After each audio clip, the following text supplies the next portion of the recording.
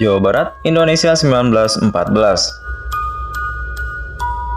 Seorang peneliti asal Belanda, N.J. Krom, menemukan batu-batu andesit di sebuah puncak gunung. Krom menyadari bahwa sebuah bangunan batu yang ditemukannya tersebut tidak ada hubungannya dengan budaya Hindu atau Buddha. Namun ia pun tidak menyebutkan sebagai peninggalan tradisi prasejarah. Gundukan-gundukan di atas punden diidentifikasi olehnya hanya sebagai sebuah makam. Hal tersebut karena bentuknya yang menggunduk, bukan atas dasar hasil penelitian. Pada saat itu, Krom nampaknya belum mengenal nama Gunung Padang. Seperti catatan dalam salah satu majalah Belanda Tempo dulu, Krom hanya menyebutkan tinggalan purbakala berada di atas puncak Gunung Melati. Karena belum adanya akses jalan yang memadai untuk menuju situs, membuat tidak adanya penelitian pada saat itu dan menyebabkan situs megalitikum Gunung Padang terlupakan.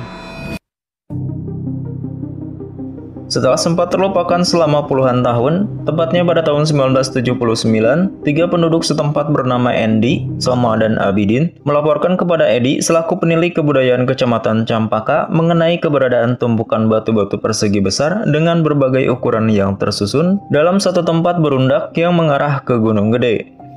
Berdasarkan penemuan tersebut, Pusat Peneliti Arkeolog Nasional dan Balai Arkeolog Bandung sebagai unit pelaksana teknis yang bertugas dalam bidang penelitian arkeologi mulai melakukan penelitian. Dan hasil penelitian sementara menunjukkan bahwa Gunung Padang mengandung konsep megalitik yang mengutamakan sebagai bangunan sakral pemujaan. Dan hasil rekonstruksi menunjukkan bahwa Gunung Padang berbentuk punden berundak dengan 5 teras. Setiap terasnya dibangun dalam ukuran yang berbeda dan tersusun atas ribuan batu yang merupakan kolumnar join.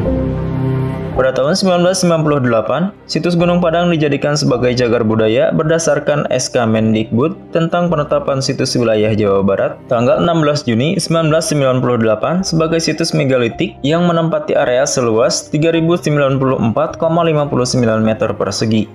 Sejak 1979, para arkeolog terus melakukan penelitian berturut-turut hingga tahun 2005.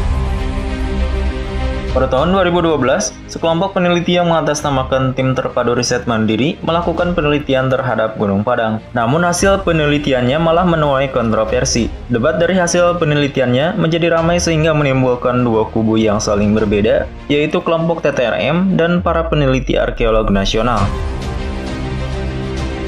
Awal mula perselisihan pendapat ini adalah adanya klaim dari tim terpadu bahwa 4 meter di bawah permukaan tanah terdapat situs berusia 4.700 sampai 10.000 tahun sebelum Masehi. Bahkan yang lebih mencengangkan adalah pertanggalan yang lebih tua, ialah 26.000 tahun sebelum Masehi. Tidak hanya itu, tim terpadu juga mengklaim dalam isi perut Gunung Padang tersimpan teknologi canggih peninggalan para leluhur. Bagi tim terpadu, Gunung Padang merupakan monumen besar dan megah yang disusun oleh tangan manusia. Sedangkan menurut para pakar dari Pusat Penelitian Arkeolog Nasional dan beberapa pakar sejarah dan geologi, pernyataan adanya bangunan lebih maju berupa ruang terpendam di bawah punden berundak dengan umur yang sangat tua sangatlah tidak masuk akal. Mereka berpendapat Gunung Padang adalah situs peninggalan nenek moyang yang dikelompokkan sebagai budaya megalitik yang didirikan di atas bukit dengan menggunakan batu-batu yang ada di sekitarnya. Bukit ini dahulunya merupakan gunung api purba yang menghasilkan batu-batu di dalam perut bukit. Kemudian mereka membentuk tiang-tiang bebatuan. Inilah yang kemudian dimanfaatkan sebagai bahan bangunan punden berundak. Seiring dengan adanya perselisihan pendapat tentang antara dua kubu tersebut, nama Gunung Padang justru dikenal oleh masyarakat luas. Tidak hanya dari dalam negeri, bahkan wisatawan dari luar negeri pun banyak yang datang untuk melihat secara langsung keistimewaan Gunung Padang. Gunung Padang seakan menjadi magnet para wisatawan dan ilmuwan dari dalam dan luar negeri. Koordinator Juru Peliharaan Situs Gunung Padang, Nanang Sukmana mengatakan, pada tahun 2011, tercatat 35.155 wisatawan dengan 2.929 orang per bulan mendatangi situs ini. Sedangkan tahun 2012, jumlah pengunjung meningkat pesat hingga mencapai 3 kali lipat, yaitu sebanyak 103.727 wisatawan dengan 8.643 orang tiap bulannya. Meningkatnya jumlah wisatawan yang datang karena banyaknya wisatawan asing yang juga datang mengunjungi situs ini. Pada 2014, terdapat sebanyak 95.881 wisatawan yang berkunjung dengan 7.990 orang per bulan. 22 diantaranya berasal dari mancanegara. Hingga pada tahun 2015, bisa dibilang menjadi puncak kunjungan Gunung Padang dengan sebanyak 106.110 wisatawan, di mana dikunjungi 8.842 orang per bulan, yang 349 diantaranya wisatawan mancanegara. Sebelumnya, Presiden SBY menegaskan tentang pentingnya sebuah kebijakan untuk menuntaskan penelitian Gunung Padang. Hal tersebut disampaikan dalam kunjungannya ke Cianjur untuk melihat secara langsung situs megalitikum Gunung Padang pada 25 Februari 2014 lalu.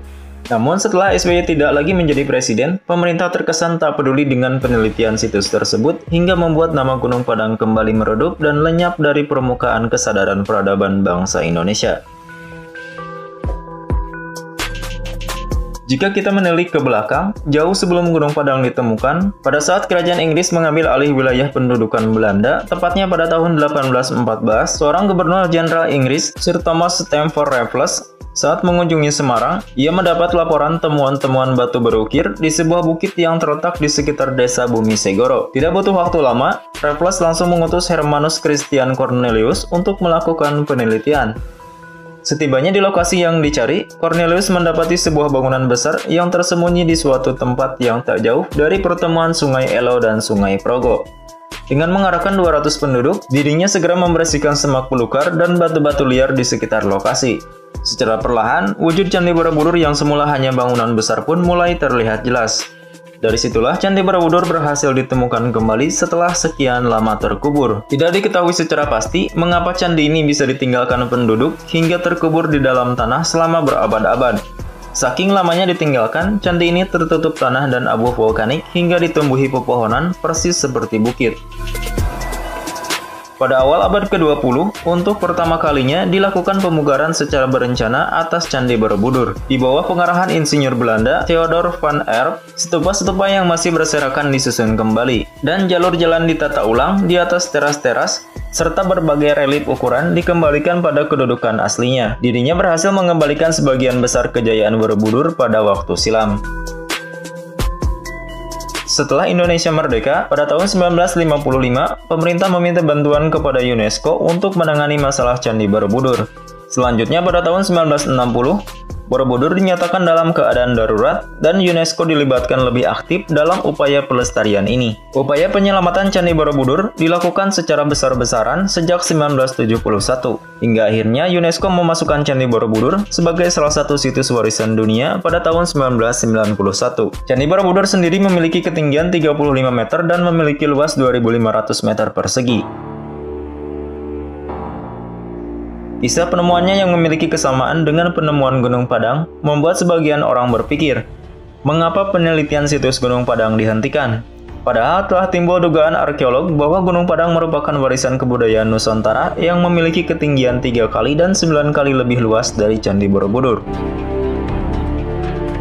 Jika misteri Candi Borobudur saja bisa dipecahkan oleh pemerintah Inggris pada masa lalu, melalui penelitian dan ekskavasi dengan alat seadanya, mengapa tidak untuk pemerintah kita sekarang yang sudah berada di era modern? Dan jikapun beralasan, penelitian dan ekskavasi dapat merusak situs, bukankah saat ini sudah banyak alat yang canggih untuk melakukan penelitian? Survei dan penelitian arkeologi terhadap lingkungan situs sejauh ini belum menghasilkan informasi tentang keberadaan sisa permukiman sejaman yang dapat dihubungkan dengan pembangunan punden berundak situs Gunung Padang. Penelitian arkeologi masih dibutuhkan untuk membuktikan hipotesis ini pada masa mendatang. Di samping itu, penelitian berkesinambungan yang berfokus pada pelestarian pun perlu ditingkatkan frekuensinya untuk menjawab berbagai persoalan dampak lingkungan dan dampak pemanfaatan situs Gunung Padang sebagai ikon nasional di masa mendatang. Untuk mencapai kesimpulan akhir mengenai situs Gunung Padang, peradaban dan kebudayaan purba yang terjadi di sana tentu bukanlah hal yang mudah. Namun kearifan yang agung semacam ini layak untuk dinanti, sampai cerita utuhnya menunjukkan betapa hebatnya peradaban Indonesia pada zaman dahulu kala.